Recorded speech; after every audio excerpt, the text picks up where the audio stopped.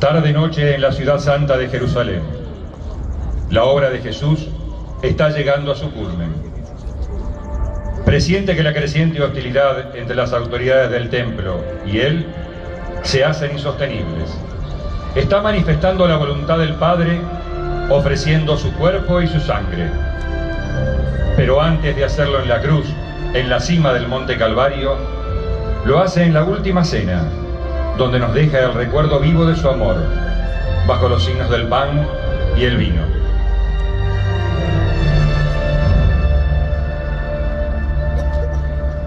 Comprender los sufrimientos del Señor será, una vez más, para todos nosotros, descubrir la expresión más elocuente del amor de Dios, que quiere salvar a todos los hombres. No busquemos señalar culpables de la pasión y de la muerte de Cristo. Los culpables somos todos nosotros.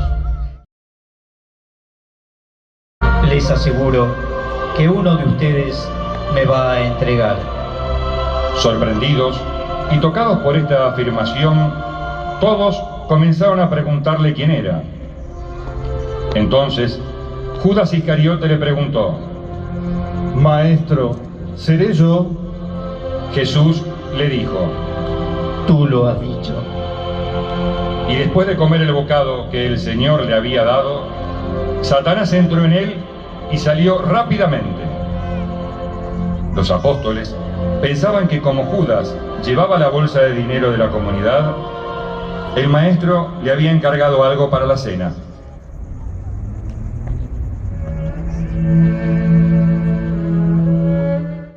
Getsemaní.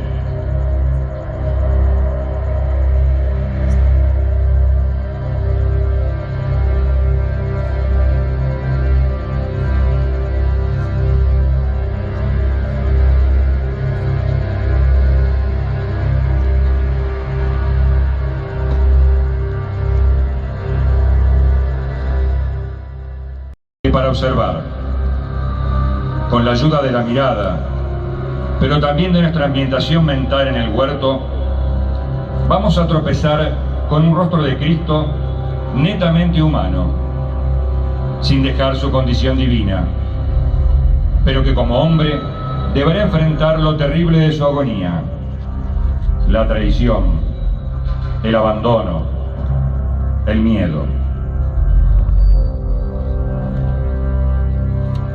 Después, se alejó un poco de ellos, llevando consigo a Pedro, Santiago y Juan.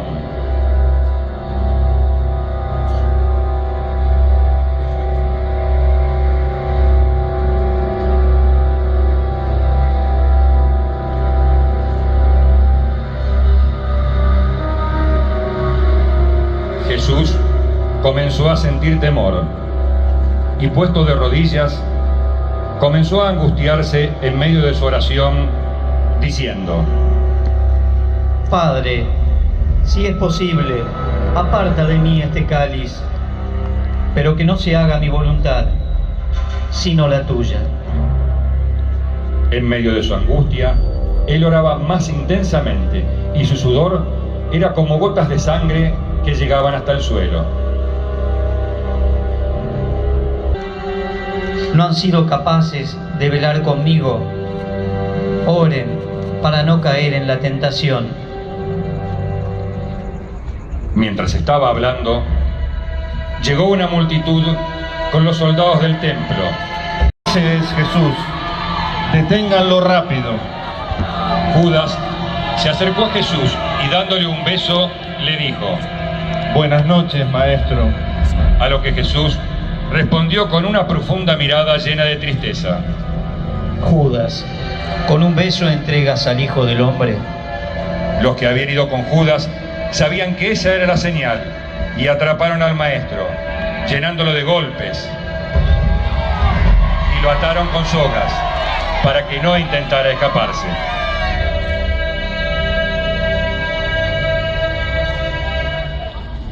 Quienes habían arrestado a Jesús lo llevaron a la casa del sumo sacerdote Caifás, donde comenzaron a reunirse los escribas y ancianos más leales, convocados para una reunión extraordinaria con carácter de urgencia. mínimo para una decisión del Sanedrín. Era la madrugada del viernes y los sumos sacerdotes y todo el consejo trataban de revestir de legalidad el proceso de juicio más injusto y sin oportunidad para Jesús, ya que la sentencia estaba dada antes de haber comenzado a juzgarlo.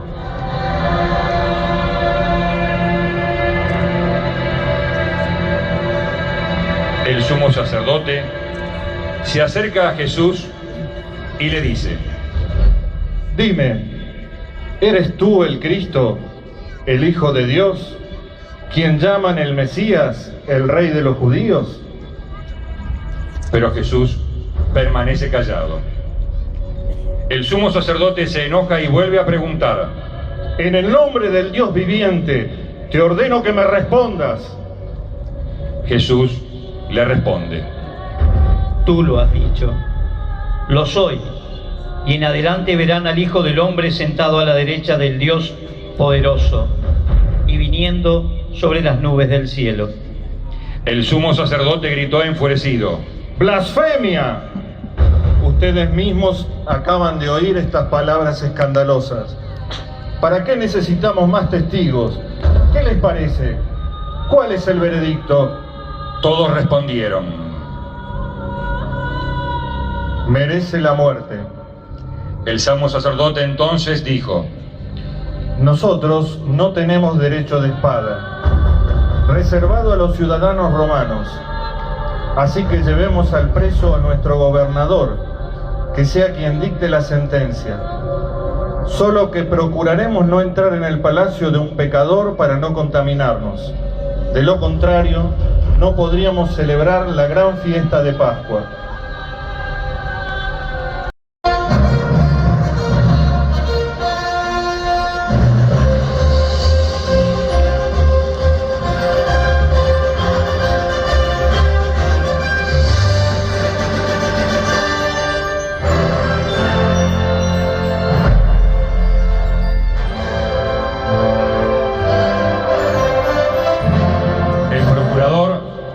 Interrogó acerca de las acusaciones que hacían los del Sanedrín. Jesús de Nazaret, ¿eres tú el Rey de los judíos? Jesús le respondió: mi reino no es de este mundo. Si mi reino fuese de este mundo, mi gente habría combatido para que no fuese entregado a los judíos. Pero mi reino no es de aquí. Asombrado por esto, Poncio Pilato le preguntó: entonces, ¿tú eres rey? Jesús le respondió: sí, como dices, soy rey. Yo para esto he nacido y para esto he venido al mundo, para dar testimonio de la verdad. Todo el que es de la verdad, escucha mi voz. Pilato dijo a los sumos sacerdotes y a la multitud: no encuentro en este hombre ningún motivo de condena. Pero ellos siguieron insistiendo que sublevaba al pueblo con sus enseñanzas. El gobernador, sabiendo por preguntas que el origen de Jesús era Galileo, lo envió al rey Herodes, que por esos días estaba en Jerusalén, diciendo: llévenselo al palacio del Idumeo. Esta será nuestra reconciliación. No quiero problemas con este hombre. ¡Fuera!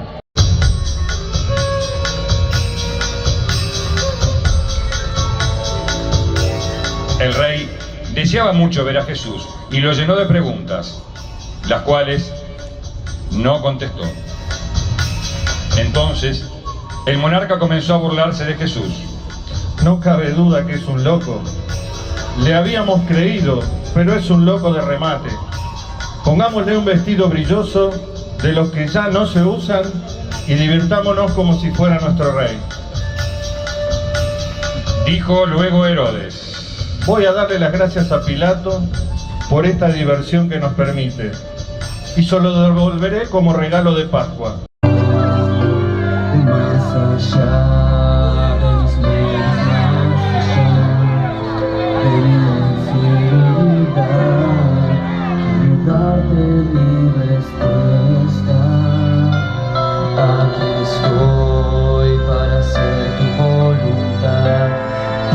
mi amor sea decirle sí hasta el final.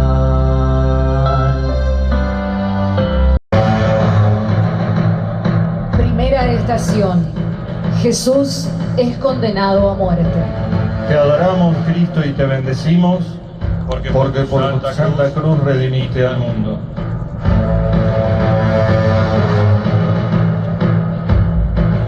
Pilato convocó nuevamente a los jefes y al pueblo, diciéndoles: Me han traído a este hombre para juzgarlo. Lo he interrogado delante de ustedes y hasta el mismísimo Herodes me lo ha enviado nuevamente, no encontrando en él nada por lo que merezca la muerte. Por lo tanto, luego de darle un escarmiento, lo soltaré. Entonces Pilato mandó a los guardias a que azotaran a Jesús.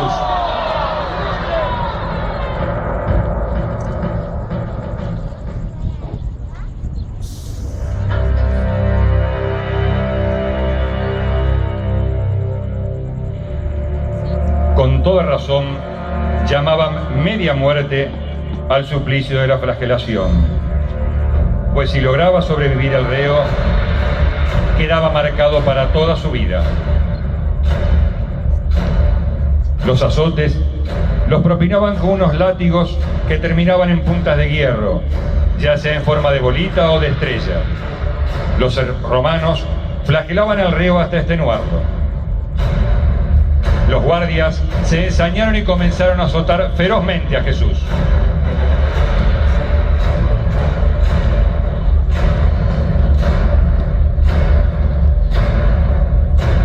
Uno de los soldados, mientras tanto, tejió una corona de espinas. Mientras otro buscaba un manto rojo para ponérselo encima. Después de azotarlo, lo arrastraron, le pusieron la corona de espinas,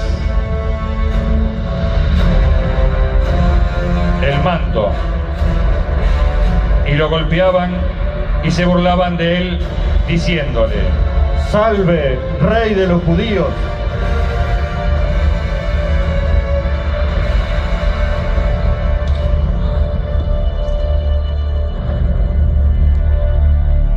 Así, todo maltrecho, se lo llevaron a Pilato. He decidido dejar en libertad a un reo, el que el pueblo elija. Hagan pasar a Jesús adelante y pongan al otro lado a ese homicida y sedicioso llamado Barrabás. Aquí tienen a su rey. Cuando la gente lo vio, comenzó a gritar: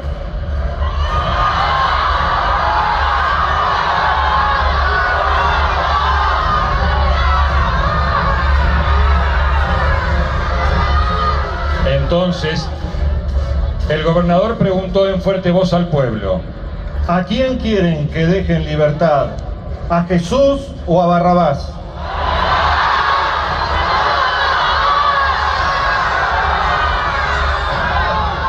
Nuevamente Pilato preguntó: ¿A quién quieren que deje en libertad? ¿A Jesús o a Barrabás?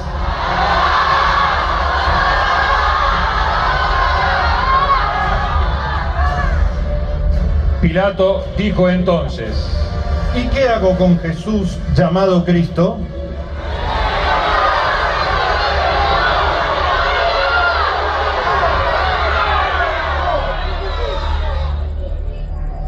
Pilato entonces, y viendo que no podía hacer nada por Jesús, se lavó las manos delante del pueblo, diciendo: Que su sangre caiga sobre ustedes y sobre sus hijos.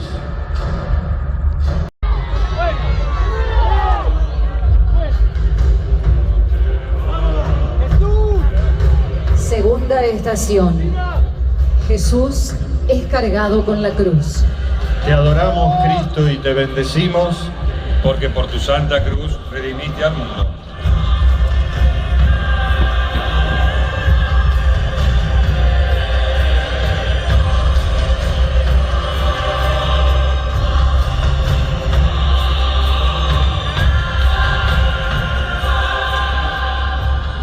Jesús, cargando sobre sí la cruz, salió de la ciudad para dirigirse a un lugar llamado del Cráneo, en hebreo Gólgota. Al igual que Jesús, también nosotros recibimos todos los días nuestra cruz.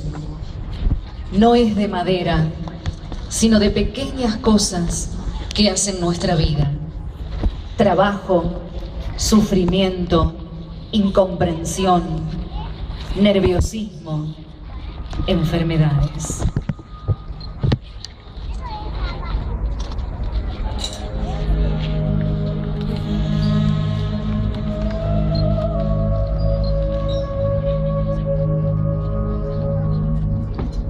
Pidamos a Jesús la fortaleza que necesitamos para llevar nuestra cruz de cada día.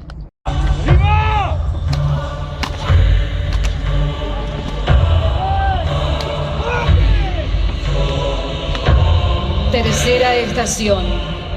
Jesús cae por primera vez bajo el peso de la cruz. Te adoramos, Cristo, y te bendecimos, Porque por tu santa cruz redimiste al mundo.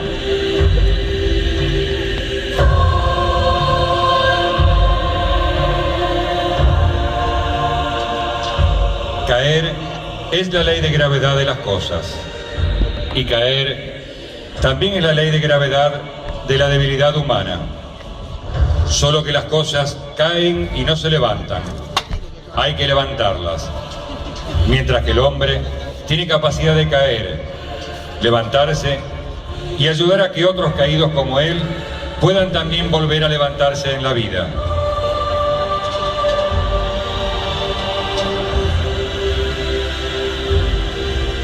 Por eso, tu primera caída, Señor, la veo tan humana que en ella puedo descubrir nuestras diarias caídas, fruto de nuestras diarias flaquezas. Tú no solo te levantas, nos enseñas también a levantarnos. Y cuando nuestras fuerzas ya no dan para más, tú mismo te haces fortaleza nuestra para ponernos de pie y caminar otra vez. En tu caminar hacia el Calvario, Jesús, hubo muchas ausencias. El dolor suele ser el momento de las ausencias humanas, pero el dolor ha sido siempre el lugar, el momento y el espacio de las presencias maternas.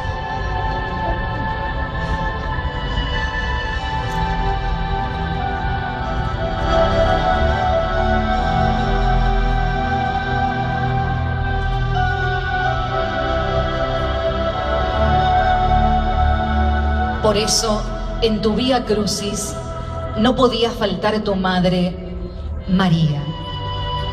Las madres son como las raíces de los árboles. Dan vida y luego se ocultan en el silencio de la tierra para no ser vistas mientras se recolectan los frutos de las ramas. Sin embargo, allí siguen ellas alimentando tronco, ramas y frutos. Cuando se secan las raíces, todo se muere. Igualmente, todo se ensombrece cuando faltan las madres.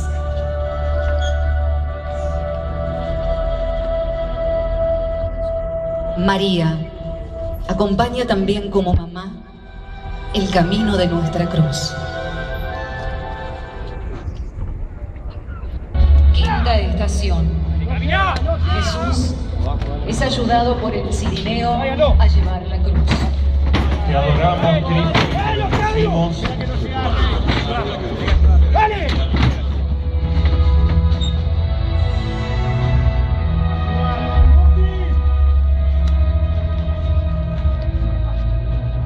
Los soldados romanos tienen miedo.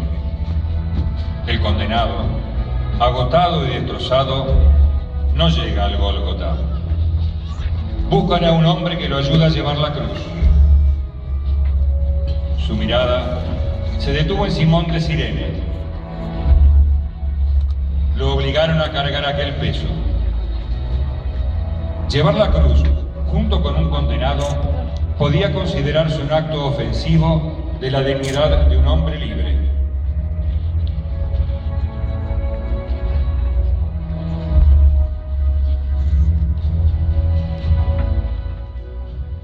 Sexta estación. Verónica, una mujer piadosa, limpia el rostro de Jesús. Te adoramos, Cristo, y te bendecimos, porque por tu santa cruz me limpias.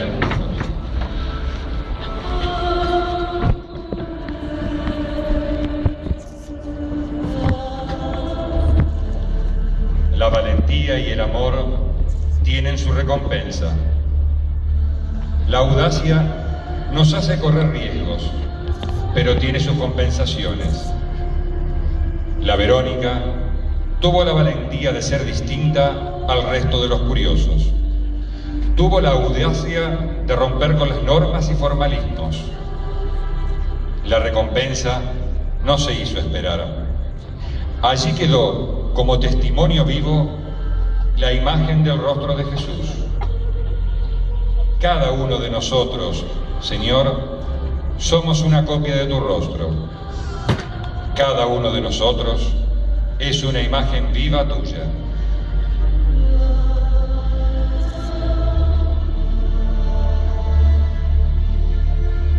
Los actos de amor no pasan. Cualquier gesto de bondad, de comprensión y de servicio deja en el corazón del hombre una señal indeleble que lo asemeja un poco más a Jesús, aquel que no vino a ser servido, sino a servir.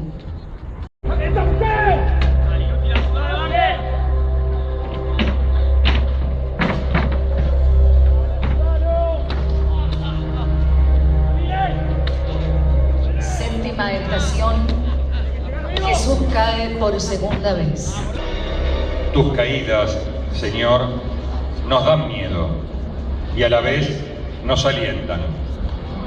Nos dan miedo porque tememos al fracaso y nos alientan porque nos hacen sentir más fuertes que los mismos fracasos.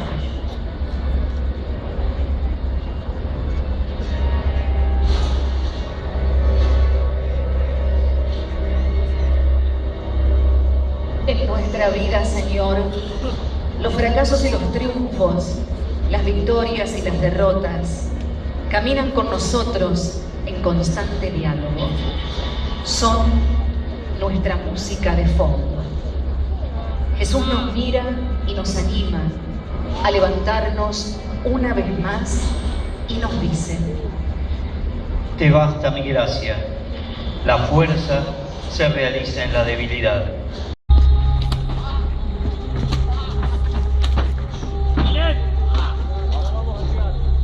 Octava estación.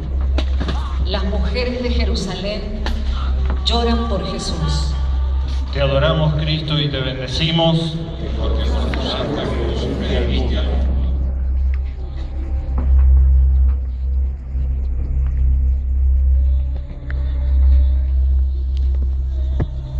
Primero fue tu madre, ahora son otras madres. Ellas también tienen hijos, pero su amor materno no las cierra para sentir los problemas de otros hijos que no son los suyos. Esas piadosas mujeres, madres al costado de tu camino de la cruz, te ofrecen lo único que les es posible ofrecerte: el sentimiento de su corazón en el obsequio de sus lágrimas.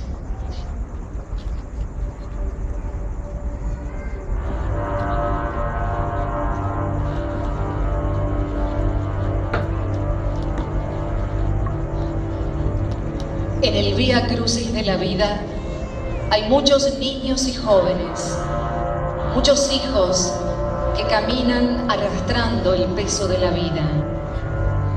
Niños sin pan, niños y jóvenes ni estudian, ni trabajan, niños sin salud y sobre todo niños cuya carencia fundamental es la carencia del cariño, del amor, de la ternura, la carencia de un hogar.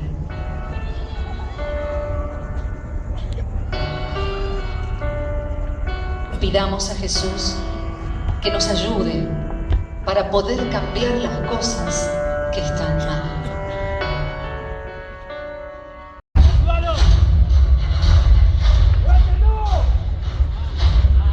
Novena estación. Jesús cae por tercera vez. Te adoramos, Cristo, y te bendecimos. Por tu santa cruz redimiste al mundo.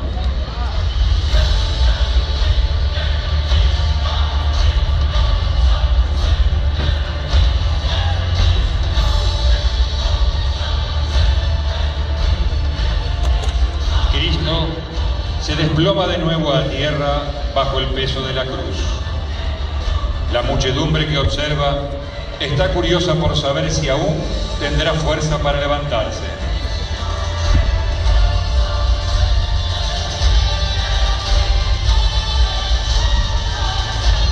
Señor, tú caes en todos los que caen, pero no para dejarlos caídos, sino para que se levanten. Tú caes allí donde cada uno de nosotros fracasamos. Nuestros fracasos te duelen, como si fuesen tus propios fracasos.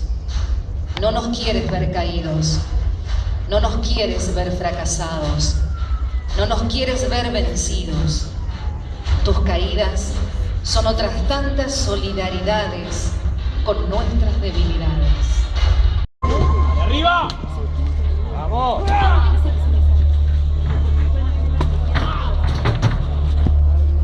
Décima estación. Jesús es despojado de sus vestiduras. Te adoramos, Cristo, y te bendecimos.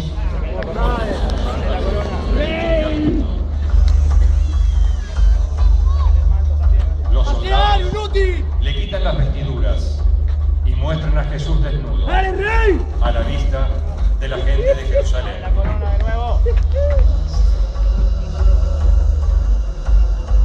Tomaron el manto y lo dividieron en 4 partes, una para cada uno. Tomaron también la túnica y, como no tenía costura, porque estaba hecha de una sola pieza de arriba a abajo, se dijeron entre sí: No la rompamos, vamos a sortearla para ver a quién le toca. Así se cumplió la escritura que dice: Se repartieron mis vestiduras y sortearon mi túnica.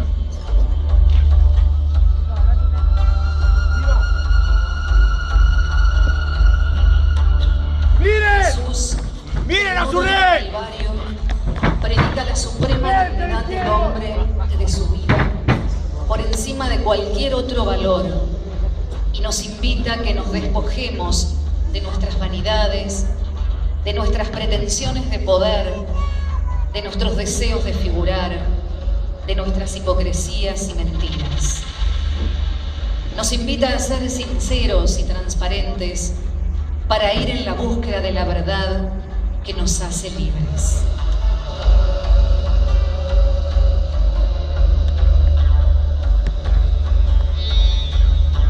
En nuestra vida, ¿damos verdadero valor a todos los seres humanos? ¿Se respeta la dignidad del hombre?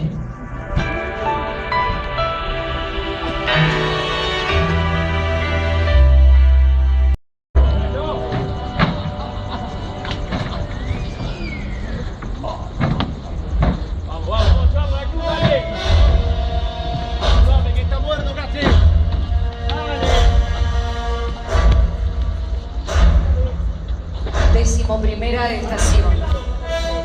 Jesús es clavado en la cruz.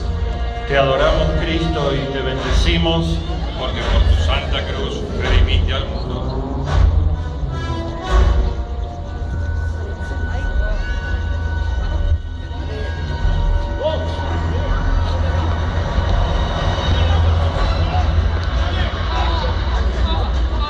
Pilato redactó una inscripción que decía: Jesús el Nazareno, Rey de los judíos. y la hizo poner sobre la cruz. Muchos judíos leyeron esta inscripción, porque el lugar donde Jesús fue crucificado quedaba cerca de la ciudad, y la inscripción estaba en hebreo, latín y griego.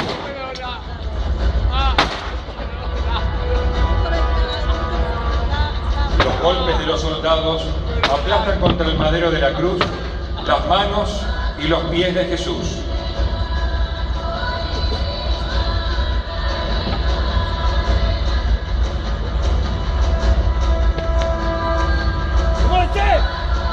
En las muñecas de las manos, los clavos penetran con fuerza. Esos clavos sostendrán al condenado entre las indescriptibles tormentos de la agonía. Cuando los soldados levanten la cruz, comenzará una agonía que durará 3 horas.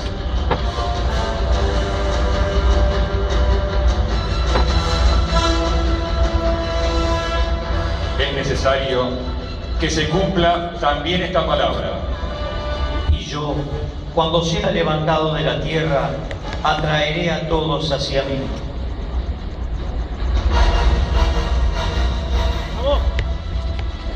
¿Qué es lo que atrae a este condenado agonizante en la cruz? ¡A la luz! ¡A la luz! ¡A la luz! Ciertamente, su entrega y su infinito amor por cada uno de nosotros.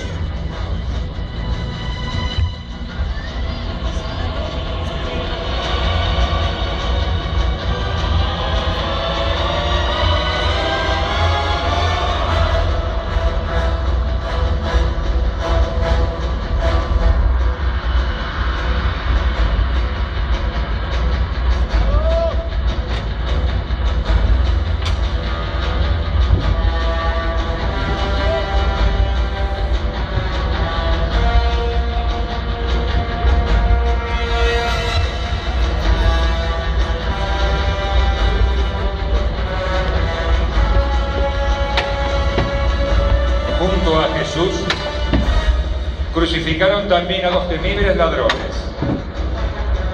Uno de ellos lo insultaba diciendo: ¿No eres tú el Mesías? Sálvate a ti mismo y salva a nosotros también. pero el otro lo increpaba. ¿No tienes temor de Dios? ¿Tienes temor de Dios? Tú que sufres lo mismo Tú que que sufres Él. lo mismo que Él. Nosotros lo sufrimos justamente porque estamos pagando nuestras Estamos pagando culpas. nuestras culpas. Pero Él no hizo nada malo. Ahí tienes a tu madre. Y desde aquella hora el discípulo la recibió en su casa.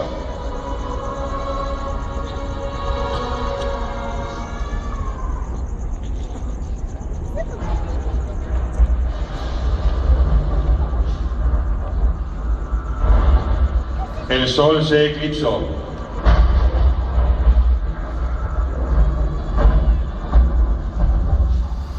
Y la oscuridad cubrió toda la tierra hasta las 3 de la tarde.